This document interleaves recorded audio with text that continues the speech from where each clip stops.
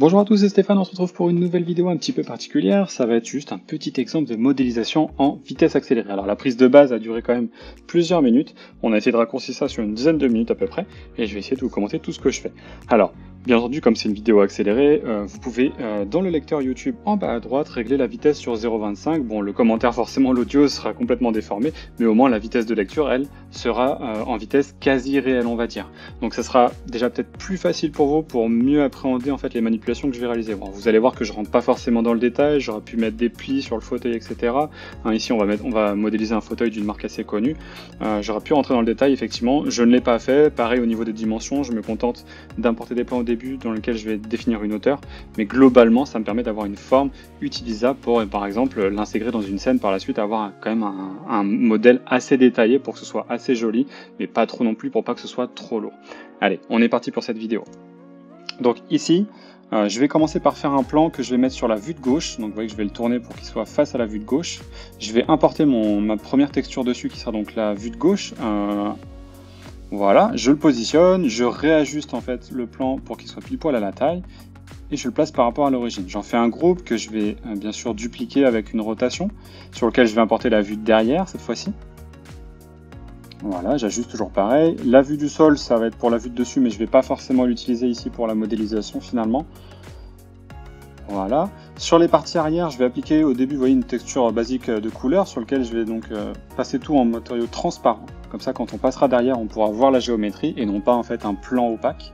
Et puis je vais commencer à modéliser. Donc là, je vais me rendre compte qu'en fait, en termes de précision, il va falloir que je passe les unités à 0,001. Pour effectivement que la précision ne soit pas gênante quand je dessine mes arcs de cercle et mes lignes. Et donc vous voyez que là je vais utiliser simplement les outils de base de SketchUp, donc l'outil ligne et l'outil arc de cercle. J'aurais pu utiliser des outils, des plugins comme les courbes de Bézier pour avoir quelque chose de beaucoup plus précis. Mais là encore une fois, le but c'est d'aller à l'essentiel. Donc l'intérêt d'avoir ici, vous voyez que je vais faire un petit décalage sur les lignes pour créer donc mon épaisseur. L'intérêt d'avoir un tracé rouge aussi, c'est que quand je trace mes lignes, effectivement elles apparaissent en noir, donc ça m'évite d'avoir du noir sur noir. C'est pour ça que le tracé ici du plan est rouge. Je masque mon objet et je continue donc ici avec l'armature donc qui concerne plutôt l'assise et non plus les accoudoirs. Vous voyez que je vais faire donc voilà, je vais essayer de travailler par tangente quand même histoire de respecter au maximum la forme. Donc on va remonter comme ça avec l'outil arc de cercle. L'outil arc de cercle, je vais l'utiliser en basculant de 3 à 6 à 12 segments pour définir mon arc de cercle. Vous voyez que j'ai des petites erreurs de temps en temps parce que la courbure en fait de mon arc de cercle n'est pas bonne. Donc j'essaye de la réajuster, voilà, en mettant moins d'arc de cercle. Donc je passe à 3 souvent. Là, je passe à 6 pour les bouts, pour les arrondis, histoire que ce soit détaillé mais pas trop non plus lourd. J'extrude ma forme avec l'outil pouce étiré. Je réaffiche mon accoudoir et j'ajuste donc l'accoudoir et l'armature du dossier. Je vais faire la moitié ici en fait des lattes à l'arrière qui vont servir pour le dossier. Tout simplement parce qu'à la fin je vais tout dupliquer en fait et je vais faire une symétrie pardon sur l'axe rouge pour effectivement donc recaler tout. Donc là voilà, je fais un composant que je vais dupliquer sur mon axe bleu 4 fois et ensuite je vais le réajuster par rapport, vous voyez donc au dossier. Voilà, donc je prends l'outil de rotation, j'appuie sur la flèche droite pour me caler sur l'axe rouge avec l'outil de rotation. Là, je vais m'apercevoir qu'en termes d'épaisseur, je suis peut-être un peu trop épais, donc je réduis un petit peu avec l'outil pouce étiré. Vous voyez qu'encore une fois, je le fais plus à vue d'œil que d'être vraiment technique et précis. Mais c'est pour vous montrer un peu le principe. Là, je prends une partie en fait de l'assise pour créer mon assise, en fait la toile de l'assise ici, que je vais donc tout simplement extruder avec l'outil Joint Push-Pull qui me permet de faire une épaisseur sur des multifacettes. Voilà, donc je fais une épaisseur à 2 mm. Ensuite, je vais définir donc visuellement donc les coussins. Donc là, pareil, je prends mon arc de cercle, 3. Là, je vais essayer, voilà, je vais avoir des petites erreurs ici parce que vous voyez que ma courbure n'est pas forcément bonne. Voilà, donc j'essaie de refaire un arrondi. Je vais me caler par rapport à l'armature et donc toujours pareil, je m'arrête à la moitié. Et je fais un groupe. Et je vais continuer comme ça donc sur les deux autres coussins, donc le dossier et l'assise. Alors j'aurais pu effectivement à chaque fois masquer l'intégralité des géométries. Le mieux avec ça, c'est de travailler avec des balises pour éviter que ce soit un peu trop complexe à gérer avec les outils, les objets cachés et les géométries cachées. Donc si j'avais créé des balises effectivement pour chaque partie en fait du modèle, ça m'aurait permis de masquer rapidement donc les balises pour pouvoir aller plus vite et ici modéliser vraiment sans être gêné par les géométries existantes. Mais là ça me permet aussi de respecter à peu près le contour, vous voyez, de la géométrie que j'avais déjà créée, tout en étant donc bien sûr encore une fois pas ultra précis, mais le but c'est d'avoir vraiment quelque chose de visuellement sympa. Donc je vais terminer avec un dernier arc de cercle ici. Je vais l'ajuster d'ailleurs dans l'info sur l'entité une fois qu'il est dessiné. Vous voyez que je peux retourner dessus, le sélectionner et passer par exemple sur 6 segments. Je repositionne, je l'extrude, je crée un groupe et je passe à l'assise. Donc pareil ici, alors je vais masquer, vous voyez, une géométrie, histoire que ce soit pas trop dérangeant. Hop, je passe à 6. Voilà, donc là je fais un trait droit, un petit arc et je continue comme ça donc ma forme. Vous voyez que j'ai diminué ici le nombre de segments, j'ai passé à 3. Là, j'essaie de retrouver la tangente, supprimer le petit bout qui ne sert à rien. Je me cale avec l'outil pousser-tirer, je refais une extrusion et je réaffiche tout ça. Donc là, je vais pouvoir tout sélectionner. Je vais... Ah non, d'abord, avant de sélectionner, effectivement, je vais d'abord, vous voyez, ici, aller dessiner le pied, qui est à l'avant, en fait, du fauteuil.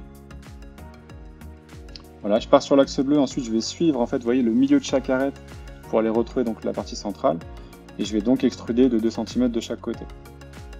Je vais en créer un groupe. Là, on est pas mal. Ici, je vais faire, avec l'outil Fredo Corner, donc un arrondi sur le côté ici du coussin. Alors, je vais m'apercevoir après que j'ai fait une erreur ici avec le plugin.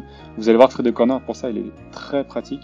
Donc là, je vais ici mettre un arrondi un petit peu moins important. J'essaie de trouver la bonne valeur. Je vois que mon modèle est peut-être un petit peu trop défini. J'aurais peut-être pu être un peu moins précis pour que ce soit plus simple à gérer. Voilà, j'applique quand même un arrondi. Et donc ici, voilà, je vais m'apercevoir avec l'outil Quad Face Tool qui me permet de sélectionner les arêtes qu'il y a un problème en termes de géométrie. Et je le vois ici, voilà, vous voyez, effectivement, un peu trop complexe. Donc ce que je fais, c'est que j'annule en fait l'opération avec Fredo Corner. Je fais un undo. Je le clean un petit peu, il y avait un petit défaut. Et je réapplique mon arrondi. Et là, c'est bon, ça a fonctionné. Donc là, ce que je vais faire, c'est que je vais juste, voilà, créer une arête intermédiaire avec l'outil Quad Face Tool, sélectionner en fait toutes les petites faces que j'ai comme ça le long en fait du pourtour. Et je vais appliquer avec le Join Push Pull une toute petite épaisseur pour faire comme si j'avais une couture sur le côté en fait de mes coussins. Ça donne un aspect un petit peu plus réaliste, un peu plus sympa en fait visuellement, sans être trop complexe en termes de polygones. Donc j'ai appliqué ça, vous voyez, sur l'assise aussi après le dossier. Je vérifie en tournant autour bien sûr que je n'ai pas de problème. Alors vous voyez que j'ai appliqué, quand je rentre dans les groupes et les composants, dans affichage, j'ai dit modification de composants, masquer le reste du modèle. Comme ça, dès que je rentre en modification, ça me permet de ne pas être perturbé par l'intégralité du modèle. Donc là, je vais appliquer pareil, un petit chanfrein. Je vais en mettre un beaucoup plus léger avec seulement 2 segments sur les accoudoirs et sur l'armature du dossier. Histoire que ce soit, vous voyez, voilà, j'ai appliqué un lissage différent pour que bien vous voyez. Donc j'ai un lissage qui est, vous voyez, suffisant pour voir juste les pourtours. Là, je vais lisser les arêtes centrales. Je sélectionne ensuite, donc je vais aller voilà sur les côtés, dessiner ensuite les petites vis. Donc je me suis calé par rapport à la géométrie. Là, je vais faire un décalage, sélectionner le cercle intérieur, dire 6 segments seulement pour faire comme si c'était avec une clé Allen, mettre un petit coup de Fredo Corner sur les côtés pour créer un petit lissage quand même. Voilà. Donc j'ai créé un composant, ensuite je vais le dupliquer sur chaque partie de la géométrie. Là je vais le dupliquer ici, je vais me rendre compte que j'avais oublié qu'en fait il y a une latte aussi à l'arrière pour tenir en fait, pour rigidifier en fait l'ensemble, donc je vais la créer. Je vais réajuster donc ici ma vis. Ça m'a l'air pas mal, je sélectionne le tout, je le copie, donc je rappelle, je prends l'outil déplacer, je me déplace avec la touche CTRL ou ALT sur Mac, ça me fait une copie.